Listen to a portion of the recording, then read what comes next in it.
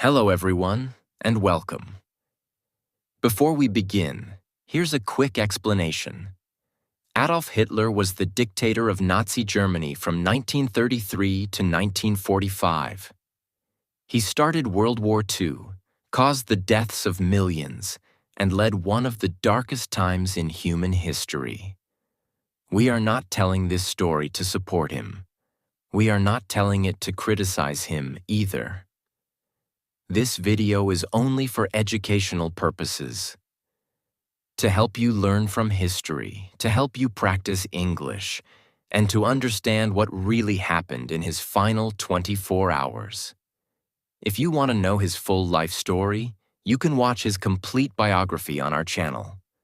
But today, we focus on the last day, the end of everything, told like a movie, but based on real history. Welcome to the final day of a man the world will never forget. This is not a political video. This is not about supporting or attacking anyone. This is about a moment in time. The last 24 hours of Adolf Hitler, a man who once stood in front of millions, now stood alone in silence. A man who once commanded armies, now sat underground, waiting to die. And today, we will walk through those final hours. With you. We will enter the bunker.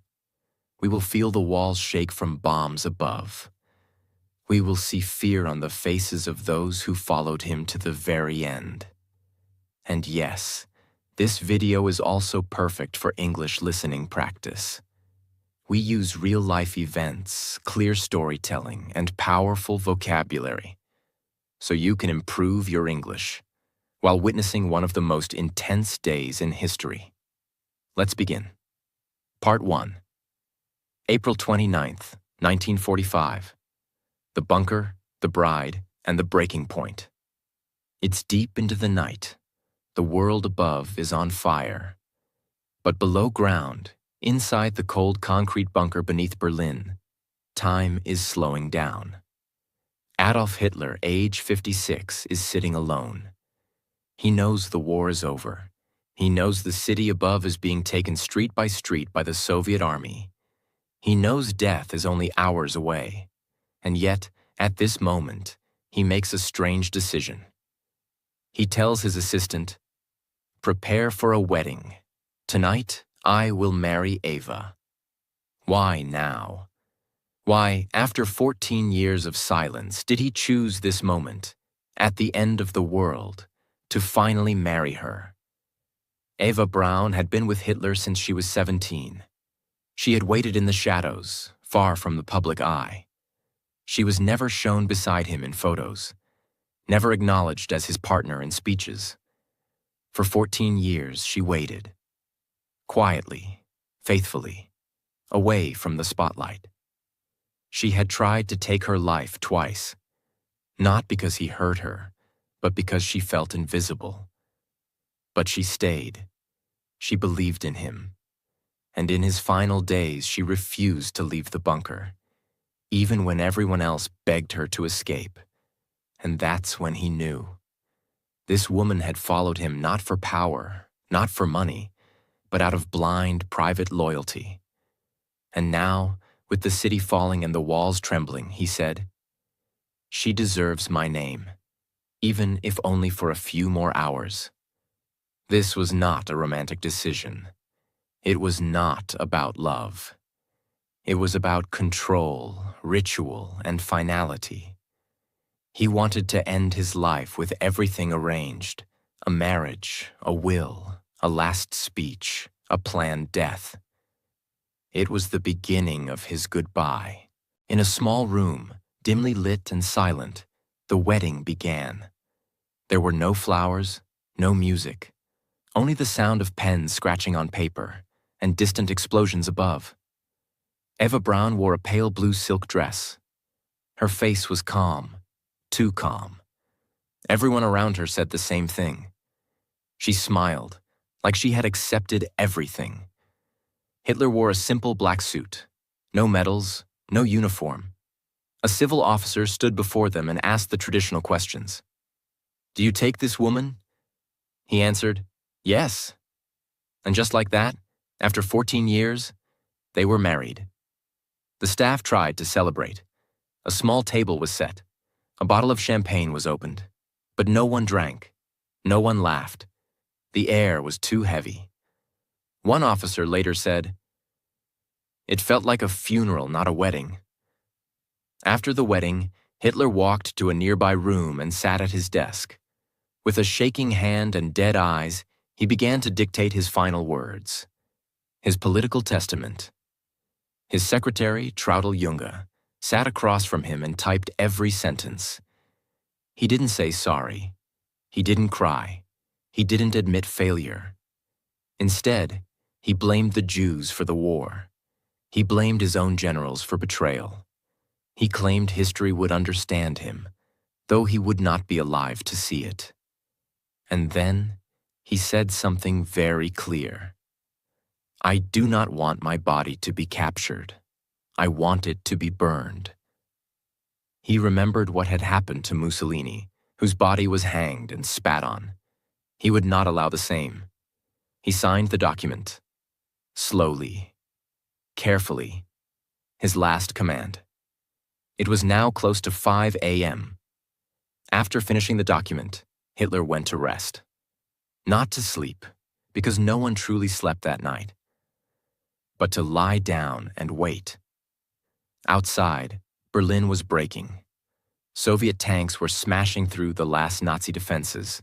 Buildings were turning into ashes, and above ground, German citizens were running, crying, dying. But inside the bunker, it was like time had stopped. The walls were thick, the air was still. It felt like a world trapped in glass, frozen but shaking with every bomb outside. Eva sat beside him. She held his hand. They didn't speak much. They didn't need to. They both knew. This was their honeymoon and their funeral. Hitler's valet brought him a small breakfast, dry bread, a little honey, and a cup of tea. He didn't eat much. He looked thinner than ever. His face had aged 20 years in a month. His right hand trembled. His eyes were dull. His voice, when he spoke, was soft, almost whispering. He didn't talk about war, or escape, or hope. He just sat in silence, with Eva next to him, sipping tea while bombs shook the earth around them. Then, the message came. Heinrich Himmler, the man who had stood beside Hitler for years, had tried to secretly negotiate peace with the Allies, without Hitler's permission. Hitler stared at the report for a long time. Then he exploded. He shouted, screamed, hit the table with his fist. "Traitor, betrayer, I should have known." He ordered Himmler's arrest. But deep inside, he knew there was no one left to arrest him. The system he built was falling apart. And for the first time, even Hitler looked defeated. His eyes went quiet. He leaned back in his chair. He knew the end had truly begun. Part 2. April 29th, 1945. Afternoon to late evening. It's now noon. The air in the bunker is getting heavier. There's no fresh oxygen, no sunlight, just stale air and fear. Adolf Hitler walks slowly into the map room, where war plans once lived. He used to stand there with generals, pointing at countries, commanding troops. But now, the maps are useless. The lines on them mean nothing. The war is lost. The empire is broken. He looks down at the maps, not to plan, but to remember. These were once the maps of victory. Now they are just a graveyard of dreams. He doesn't speak much. His body is shaking. His legs are weak. His personal doctor offers him medicine. He refuses. Because deep down, he knows. This isn't a war room anymore. It's a museum of my failure. Hitler had one companion he trusted more than anyone. Blondie, his German shepherd. She had been with him for years, sleeping beside him, walking by his side. She was loyal, quiet, always calm. But now Hitler calls his doctor Werner Hasse and says something shocking. "Bring the cyanide capsules. I want to test them. On Blondie." Why? Because Hitler no longer trusted anyone, not even the poison given to him by his own people. He believed someone, maybe even those closest to him, might try to trick him, give him fake capsules, and let him suffer. So he ordered the doctor to take one capsule and put it in Blondie's mouth. The dog died within seconds. No sound, no fight, just death. For a moment, Hitler said nothing. Then he looked away. That was his way of confirming, "The poison works. I can use it too." But for many in the bunker, this was the moment everything changed. Because when Hitler killed his own dog, the one living thing he truly trusted, they knew. He is not planning to leave. He is not planning to survive. He is planning to die. But it didn't stop with Blondie. Ava's 2 Scottish terriers, Wolf and Stasi, were next. The puppies that belonged to Blondie, just a few weeks old, were also killed by Hitler's dog handler. They were poisoned, silently, quickly. Why? Because Hitler didn't want to leave anything behind. No body, no bloodline, no animal, no memory. The bunker was becoming a place of total erasure. "If I'm going," he thought, "then everything I touched, everything I loved, must vanish too." That afternoon, Hitler gathered his remaining officers. They had all served him for years. Now they stood in front of a man who looked tired, sunken, and already half dead. Some begged him one last time. "Mein Führer, we can still escape. There's a plane. We'll hide you in disguise. You can go south." He shook his head slowly. "No, I will not run. I will not be captured." He told them, "I will stay here. I will die here, in Berlin." Some were shocked. Some were scared. Some were silently relieved, because now they knew they could leave without guilt. He gave permission for others to try to escape through the sewers. Some officers, drivers, and aides prepared to leave that night. Most would die in the attempt. But Hitler? He was done moving, done speaking, done fighting. Back in his room, Hitler sat beside Eva Braun. She had changed her clothes, now wearing a simple dark blue dress, no makeup, no jewelry. She had not cried all day. She had not shown fear. She was ready to die. Hitler looked at her and said, "You still have time. You can leave. Go with them. Escape." She smiled gently and replied, "No, I stay with you." It was not love. It was not passion. It was loyalty, cold, blind loyalty. They sat in silence. No music, no conversation, just the distant sounds of Berlin collapsing above. Hitler called his secretaries, his aides, his inner circle. One by one, he shook their hands. He didn't give speeches. He didn't say long goodbyes. He simply said, "Thank you, you may go now." One secretary, Gerda Christian, later said, "He looked like a ghost, but still, somehow, polite." Some wept. Some held his hand longer than they should have. But Hitler kept his face blank, emotionless, calm, as if he were already gone.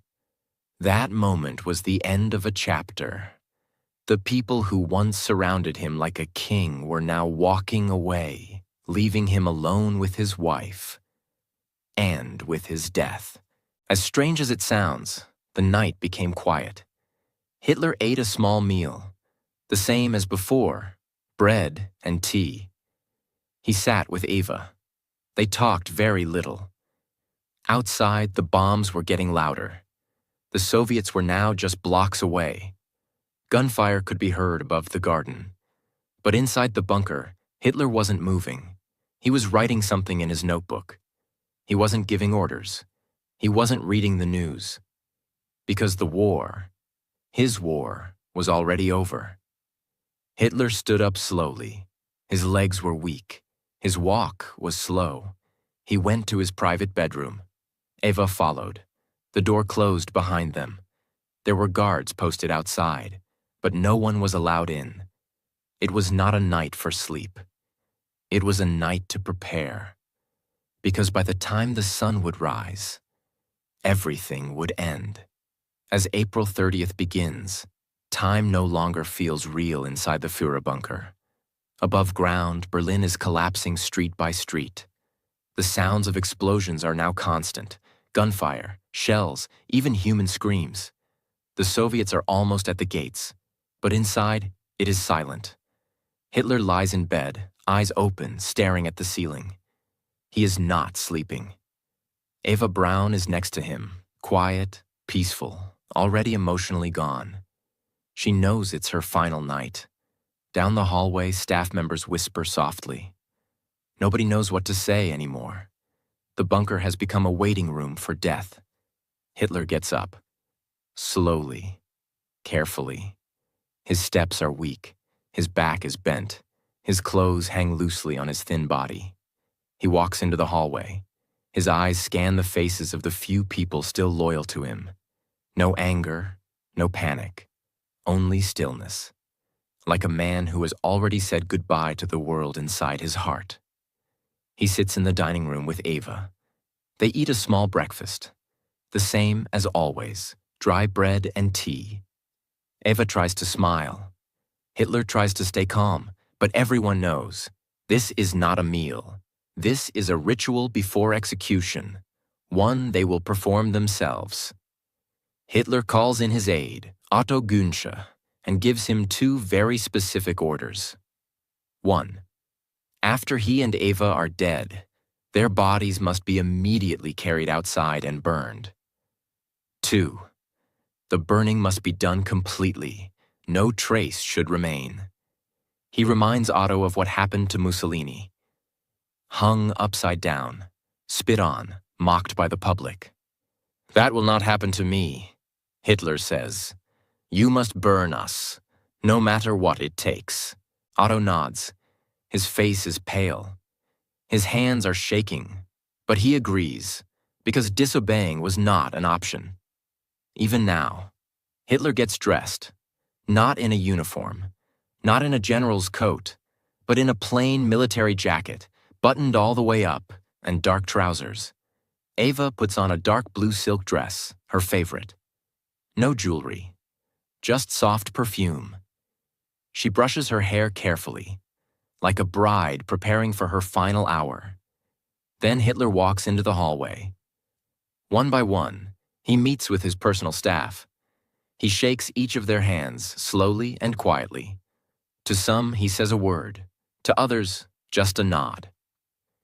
Thank you, he says to his secretary, Traudl Junge. You may leave now. You have served me well. Some start crying. Others freeze, unsure how to say goodbye. One officer, Rokas Mish, later remembered. He looked like a shadow, not a man. He was calm, but the calm of someone who has given up. The goodbyes continue, one by one.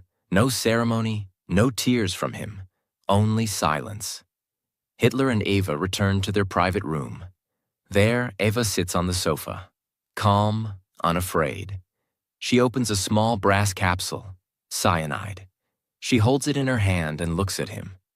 They've talked about this many times. They will not let the Soviets capture them. They will die together, on their own terms. Hitler holds the same kind of capsule. But he also prepares his Walther pistol, the one he had used for years. He plans to take both the pill and the bullet, just to be sure. He calls in Otto Günsche and his valet Heinz Linge. He tells them, the time has come. You will wait outside. When it is over, open the door. Otto and Heinz nod. They walk to the hallway and stand in silence just a few feet from the door. Inside, Hitler and Eva sit together on the sofa. 3:30 p.m. The final act. No one sees exactly what happens inside that room, But witnesses standing outside hear only one sound, a single gunshot. Otto and Heinz rush in. What they find will become one of the most talked about scenes in modern history. Hitler is slumped on the sofa. His body is still. There is a small hole in his right temple. The blood has splattered across the floor and wall. Eva lies beside him. There are no wounds, only a faint smell of bitter almonds from the cyanide. They are both dead. The man who once commanded millions is now a lifeless figure in a quiet underground room. Just as ordered, Otto and Heinz begin the process. They wrap both bodies in thick gray blankets. They carry them upstairs, up the narrow staircase, through the tight hallway, and out into the garden behind the chancellery. It is still daylight. The ground is shaking from artillery fire. The Soviets are only blocks away. They place the bodies in a shallow crater near the bunker exit. Then they pour can after can of gasoline over them. Otto takes a match. He lights it, drops it. The flames rise. The bodies begin to burn.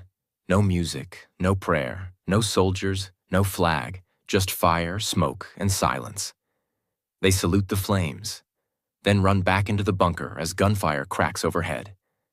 Inside, the remaining staff gather.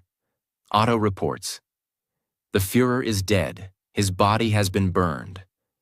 There is no celebration, no ceremony, just stunned faces, pale skin, and empty eyes.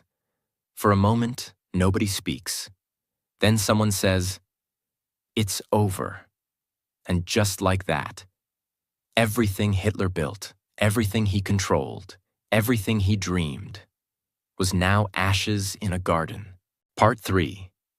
April 30th, 1945, 4 p.m. onward. Outside the bunker, in the garden above, the bodies of Hitler and Eva Braun are still burning. Black smoke rises. The flames are strong at first, but begin to weaken quickly. Why? Because the ground is soaked with rain and the supply of gasoline is limited. They pour more, light it again, but the bodies do not burn completely. Inside the bunker, people wait in silence. Nobody talks about the future. Nobody makes plans. They just sit, frozen in fear, knowing that any moment now, the Soviets could be at the door. Before his death, Hitler had signed his final political statement. In it, he named Admiral Karl Dönitz as the new leader of Germany. Not Himmler, not Goebbels. Dönitz is in northern Germany. When he receives the message, he's shocked and confused. Germany is falling. The war is over. The capital is lost. But now, he is the head of a dead empire. He immediately begins trying to negotiate peace with the Allies, hoping to surrender to the West, not to the Soviets. Inside the Führer bunker, something is different. The man who controlled everything is gone. There are no more orders, no more leadership, no more future. For the people still there, secretaries, cooks, aides, soldiers, the reality begins to hit. We are not part of a government anymore. We are part of a grave. Some people start packing small bags. They grab warm coats, food, water, and maps. They know they need to escape. They know the Soviets are closing in. They know capture might mean torture or death. But there's one problem. There is no clear way out. Now that Hitler is dead, Joseph Goebbels, the Minister of Propaganda, becomes the most senior Nazi official inside the bunker. He is not surprised. He was there when Hitler said goodbye. But Goebbels has no plans to run, no plans to surrender. He calls his wife, Magda, and says, "We will not leave. We will not live in a world without him." Together, they make a terrifying decision. They will die here, and they will kill their 6 children with them. Their decision shocks even the remaining staff. But nobody dares to argue. While Goebbels prepares for death, others are preparing for escape. A group of guards, officers, and bunker staff start planning routes out of Berlin. Some try to use secret tunnels. Others plan to move disguised as civilians. Some plan to wait until dark and slip out under gunfire. The first group to try, around 20 people, leaves just before sunset. They wear civilian clothes, carry light bags, but above ground, chaos rules. Soviet tanks are rolling in. There are gunfights on every street corner. Fires light up the sky. Only a few escape. Most are killed or captured within hours. Otto Günsche and Heinz Linge return to the garden. They check the remains of Hitler and Eva. What they find is disturbing. The bodies are still partly visible. Some of the skin is burned. The clothes are blackened. But the bones and faces are not fully destroyed. They pour more fuel. Burn again. But it's not enough. Then they gather the partially burned remains and bury them in a shallow crater, not far from the exit. They cover it with dirt, broken wood, and debris from the bombings. No cross, no sign. They want the bodies to disappear forever. Back underground, Magda Goebbels gives her children sleeping pills. All 6 of them, between the ages of 4 and 12, fall into deep sleep. They are dressed in clean white clothes. She then brings in an SS doctor who helps her give the children cyanide capsules while they sleep. They die silently, without ever waking up. Then Josef and Magda Goebbels go to the garden, the same place where Hitler and Eva died. They sit together. Josef shoots himself in the head. Magda takes poison. Their bodies are also burned, though not completely. By now, the bunker is becoming a mass graveyard. The bunker is almost empty of hope. The senior leaders are dead. The streets are overrun with Soviets. The sky is full of fire and gunshots. No help is coming. Some people cry, some drink, some pray. Others sit quietly in their rooms staring at the walls. No one knows what will happen next. But one thing is clear. This is no longer a war. It's just the end of everything. Part 4. May 1st to May 9th, 1945. The bunker is now darker than ever. The man it was built to protect is gone. His wife is gone. His dogs, his generals, his closest circle, all either dead or planning their escape. But the war above continues. Soviet soldiers are inside Berlin now, fighting street by street. Bullets fly, grenades explode, bodies fall. Inside the bunker, only a few remain. They are afraid, hungry, trapped. They don't know if they'll be killed or captured. That night, a voice is heard on German radio.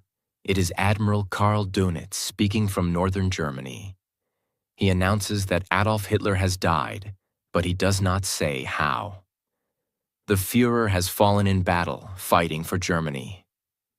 That's what he says, but it's not true, and the world knows it. The real cause of death, suicide, is hidden from the public. The Nazi regime wants to protect Hitler's image, even after death. But the truth will soon come out. At last, Soviet troops reach the Reich Chancellery, the building above the Führer bunker. They kill or arrest the last few defenders, then storm the remains of the building. They go downstairs. And there it is, the bunker, cold, dark, half-flooded, filled with smoke, broken furniture, maps on the walls, blood on the floor. They find papers burned in piles, food supplies scattered, beds unmade, poison capsules left behind, and a strange silence. But one thing is missing: Hitler's body. The Soviets search every room. They question survivors. They look in tunnels. They search the garden. And then they find something. In a shallow crater near the bunker entrance, they discover a burned male body with a bullet hole in the skull. A female body, half burned, with no visible wounds. Remnants of clothing, boots, buttons, a dental bridge. The Soviets believe this might be Hitler and Eva Braun. But the bodies are so badly burned, they cannot be confirmed immediately. They collect the remains. They hide them. They take photographs. They begin secret autopsies. Back in Moscow, Soviet leader Joseph Stalin receives the news. He sees the bodies. He hears the reports. But instead of telling the world, he orders silence. Why? Because Stalin wants power over the truth. He thinks, if we don't confirm Hitler's death, the world will remain uncertain. So he says nothing. And by doing that, Stalin starts one of the biggest historical mysteries of all time. With no official Soviet confirmation, the rumors begin to spread. Maybe Hitler didn't die. Maybe he escaped to Argentina. Maybe it was a body double. Maybe the body was fake. Maybe he's hiding, waiting to return. These theories become legends. And even though his staff had seen him dead, even though his body was found, people start believing the lie. Because when truth is hidden, fiction grows. It took decades to confirm everything. But here is what actually happened. 1. Soviet doctors conducted autopsies on the burned bodies. 2. They compared dental records, the most reliable identification method available at the time. 3. Hitler's dental assistant, who survived the war, later confirmed the records. Her testimony matched the burned jawbone found in the garden. That jawbone, with gold bridgework, was Hitler's. The Soviets kept it hidden for over 20 years. Only in the 1990s, after the fall of the Soviet Union, did they finally admit, yes, the body we found was Adolf Hitler. With Hitler gone, Goebbels gone, and Berlin fallen, there was nothing left. On May 7th, Germany signs its official surrender to the Allies. On May 9th, they surrender to the Soviet Union.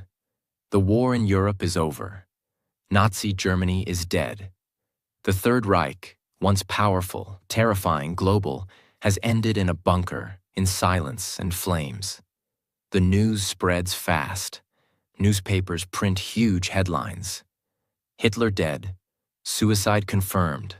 Germany surrenders. War in Europe ends.